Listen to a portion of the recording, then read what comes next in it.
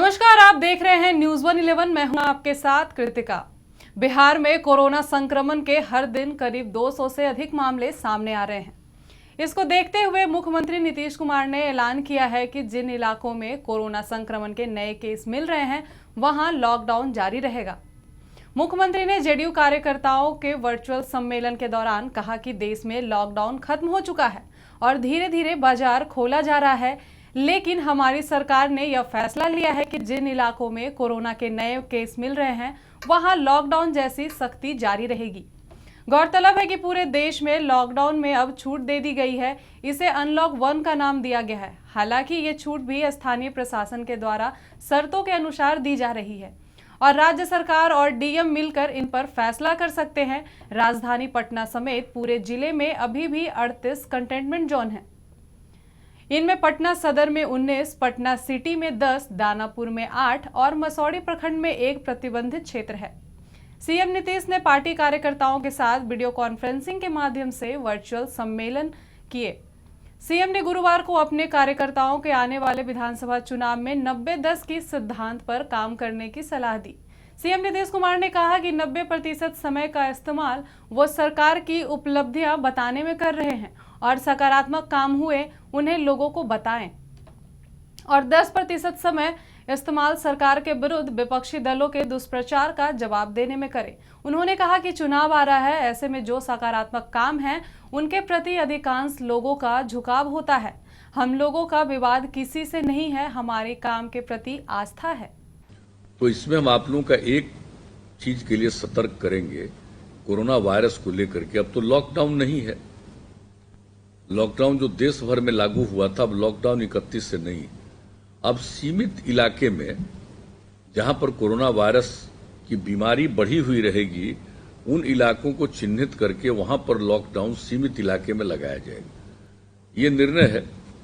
और बाकी जितने लोग बाहर थे, हम लोगों ने उनके लिए कितना मेहनत किया, जो बाहर जो फंसे हुए थे और जो दूसरी जगह काम करते थे, उन लोगों के साथ बातचीत मार्च के अंत से लेकर के सब जगह, मार्च के अंत से लेकर के ये बातचीत हुई थी। चूंकि लॉकडाउन लागू ही हुआ था, 24 तारीख को ऐलान हुआ था आदरणीय प्रधानमंत्री जी का और 25 तारीख से, और इसके चलते लोगों के मन में कई तरह की बात आने लगी कि लौटेंगे, और जहां थे वहां पर उनका ध्यान नहीं दिया जा रहा था। तो उन लोगों ने बहुत फोन किया था। तो जो मार्च के एंड में और अप्रैल में बड़े पैमाने पर लोगों के साथ जो हमारे बाहर लोग थे बातचीत हुई, और हम लोगों ने क्या तय किया, अप्रैल के शुरू में ही यह तय कर दिया कि हमारे जितने लोग बाहर फंसे हुए हैं और जिनकी इच्छा होगी सबको हम लोग मदद करने के लिए 1000 रुपया देंगे। और आप जान लीजिए कि अब ऐसे लोगों को जो अन्य राज्यों में फंसे हुए थे 100 रुपया 1000 रुपया प्रति व्यक्ति देने के हिसाब से 20,90,000 से ज्यादा ऐसे लोगों को ये मदद पहुंचाई गई।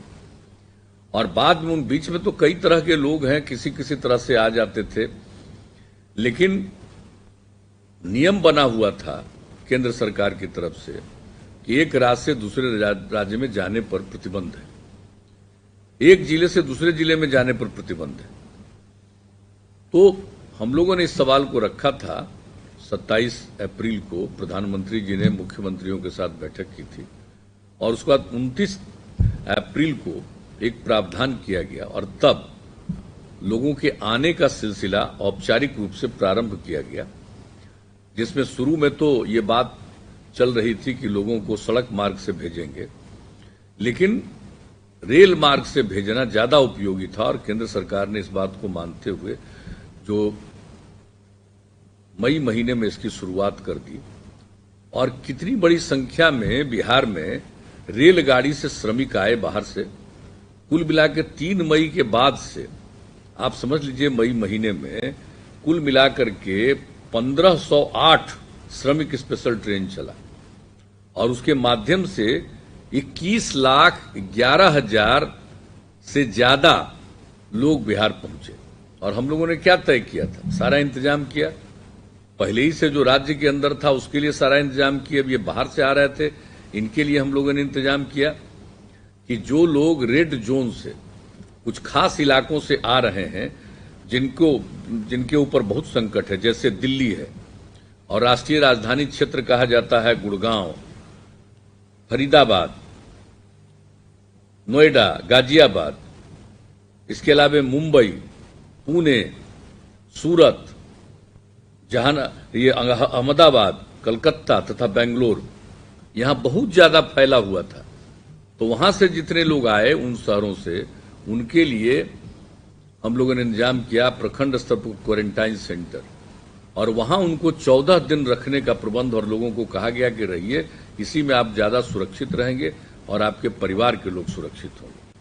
तो ये इंतजाम किया गया, और हम तो क्वारंटाइन सेंटर से पर रहने वाले लोगों से भी बातचीत की, और हर जिले के 2-2 क्वारंटाइन सेंटर को हमने देखा, वीडियो कॉन्फ्रेंसिंग के जरिए एक एक इंतजाम देखा और लोगों के साथ बातचीत भी की। और यह भी हमने कहा कि बाहर क्यों गए थे आप, क्या करते थे, लोगों के साथ बातचीत हुई। और यह भी हमने कहा कि भाई हम लोग तो चाहेंगे कि आपको मजबूरी में नहीं जाना पड़े, यहीं आपके लिए काम का प्रबंध हो, इसके लिए भी सारा काम हम लोग कर रहे हैं। और ये सब तो कर ही रहे हैं कि बाहर से आने वाले लोगों को भी काम मिल रहा है। मनरेगा में भी लोगों को जोड़ा गया, राशन कार्ड से भी उनको जोड़ने की कोशिश हो रही है, और उसके अलावा जितने प्रकार का काम विकास का चल रहा है, चाहे सड़क का हो या अन्य प्रकार के भवनों का और सबका निर्माण हो, और जितना भी 7 निश्चय की योजना हो, जल जीवन हरियाली अभियान चल रहा हो या अन्य प्रकार की योजनाएं, सबके साथ उनको जोड़ा जा रहा है। तो एक एक काम तो हम लोग कर रहे हैं।